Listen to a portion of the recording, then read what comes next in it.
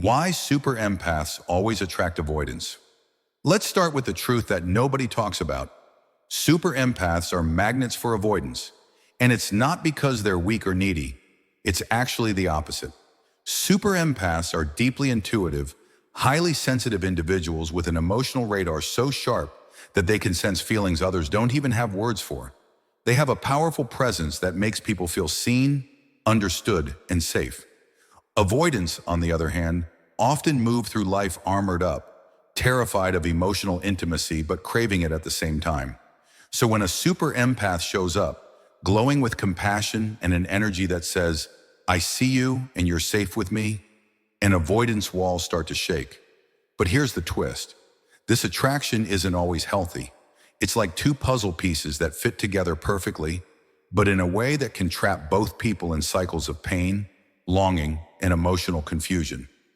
Super empaths are drawn to emotional depth, and avoidants, even though they seem detached, actually have an incredible amount of emotional depth buried under their fear of closeness. That's what hooks the empath. They see the avoidant's pain, their childhood wounds, and their potential for love, and instead of running away, they lean in. Empaths feel an almost spiritual calling to heal people, and avoidants give them a challenge that feels both heartbreaking and irresistible. But what's really happening is a subconscious dance. The empath's nervous system is wired to overgive, to fix, and to pour love into people who are hard to reach, because deep down, that dynamic feels familiar. And for avoidance, being pursued by an empath feels both safe and threatening.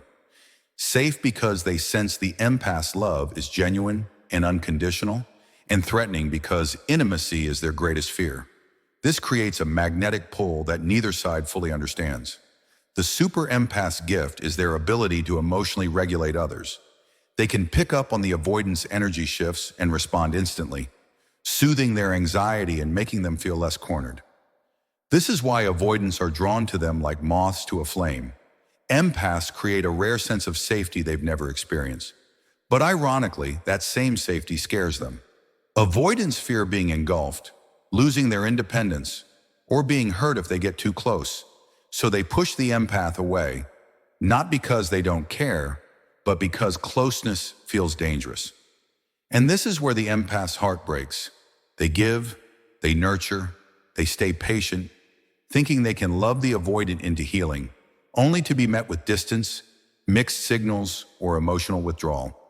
It's a cycle that leaves the empath drained, questioning their worth and yet still unable to let go, because they see the soul beneath the armor. Another reason this dynamic is so powerful is that both super empaths and avoidants often carry childhood wounds that perfectly complement each other. Many empaths grew up in homes where they had to anticipate other people's emotions to feel safe. Maybe they had a parent who was emotionally unpredictable or emotionally absent, so they learned to tune in and take responsibility for everyone else's feelings. That skill makes them compassionate adults, but it also makes them vulnerable to relationships where their needs are ignored. Avoidants, on the other hand, often had caregivers who didn't meet their emotional needs or punish them for being vulnerable, so they learned to shut down their feelings and rely only on themselves. When these two people meet, the empath feels an instinctive urge to heal the avoidant's pain, while the avoidant feels both soothed and overwhelmed by the empath's intensity. It's not just chemistry, it's a subconscious replay of childhood dynamics. What makes super empaths so magnetic is their deep emotional intelligence and ability to love without judgment. Avoidants, who are used to people giving up on them, sense this acceptance and are drawn in like never before. But here's the catch.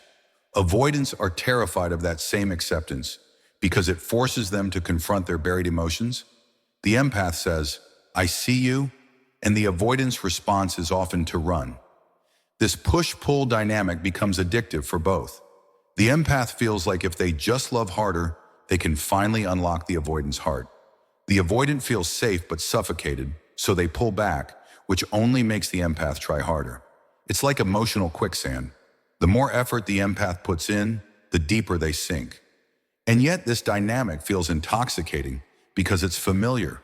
Both are unconsciously repeating patterns from their earliest relationships. Let's pause and talk about the super empath's energy.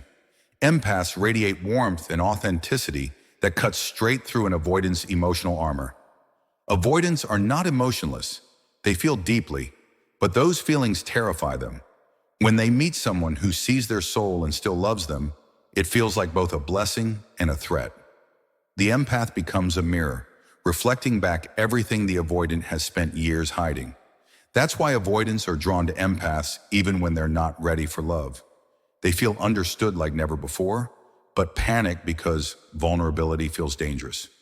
It's why avoidants often start strong, showering affection, passion, and attention, only to vanish or pull back suddenly. It's not that the empath did something wrong, it's that they touched a part of the avoidant's heart that's been locked away for years. But this isn't a one-sided pull. Empaths are just as captivated by avoidance. There's a mystery about them, a guardedness that feels like a door only they can open. Super empaths crave emotional depth, and avoidants have it, buried under layers of fear. To an empath, that kind of soul feels like a calling. Love them enough, and they'll finally feel safe. But this mission comes at a cost. Empaths often overgive, pouring out their love without getting it back in equal measure, staying hooked by the challenge. Each tiny breakthrough feels monumental, and that's what keeps them holding on. There's also a subtle power dynamic at play. Emotional intimacy overwhelms avoidance, and they often feel powerless in relationships. So when they meet a grounded, emotionally intelligent empath, they feel safe, but also threatened by the idea of dependence. Instead of leaning in, they pull back, leaving the empath questioning their worth. The truth? The empath is more than enough. They're just trying to love someone who hasn't yet learned how to feel safe being loved. This is where the relationship can become dangerous. Empaths often confuse emotional intensity with intimacy. The highs and lows of loving an avoidant feel like passion, but it's really a trauma bond. Because avoidants are so emotionally distant, even a small gesture of closeness feels huge, keeping the empath hooked. And because empaths are natural healers, they stay, hoping their love will heal the avoidant. But healing doesn't work like that. No one can heal someone who won't let themselves be seen. What makes this bond even harder to break is that empaths don't just love avoidance. They understand them. They see the fear, the childhood pain, and the love locked inside. That deep understanding creates a connection that feels almost unbreakable, even when the relationship turns toxic. Empaths convince themselves that if they just love harder, they'll unlock the avoidant's heart. But nothing changes until the avoidant decides to do the inner work. And the empath's greatest lesson is this: empathy is not meant to be used as a lifeline for others while drowning themselves. This pattern is so common because empaths and avoidants are two sides of the same coin. Both carry wounds of emotional neglect.